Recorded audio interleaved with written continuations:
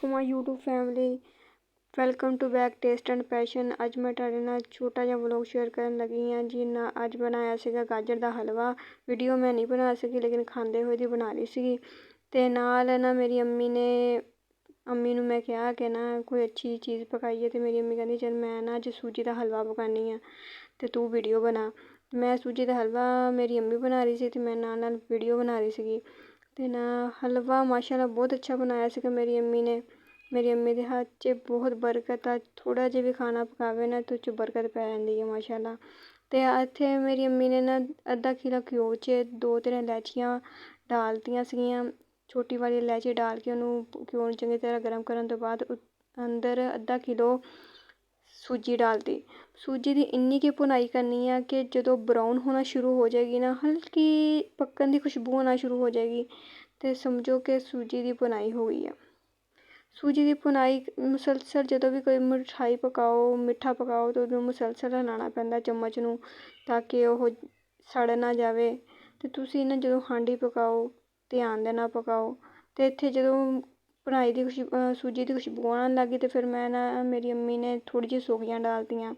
सोगी नूं पानी के अंदर भिगो के रखता सी ताकि नरम हो जाए। तो इत्थे हल्का जिहा मैं चम्मच छोड़िया तो नाल ही ना सूजी ब्राउन होना शुरू हो गई सी।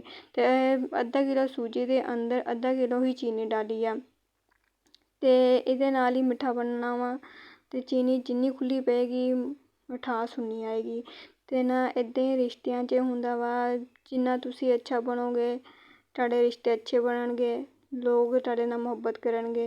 जो तुसी सड़ियां गल्लां करोगे तो लोग तुहाडे नाल नफरत करनगे। ये गल हुंदी है जी रिश्तियां दी भी।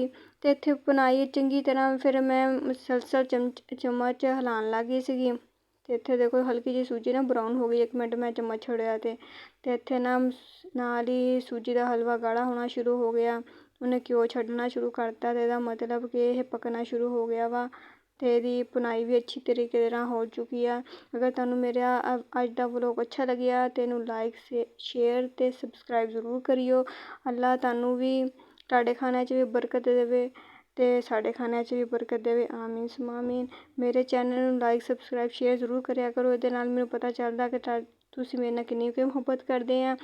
अज दा व्लॉग तुहानू अच्छा लग्या तो अज मैं नाल ना पकाए सी चने ते ना खत्म देना सी 22 रजब दा सीगा खत्म ते नाल नान मंगा ले। ते तुसी भी खाओ अपने फैमिली दे नाल। अल्लाह हाफिज़।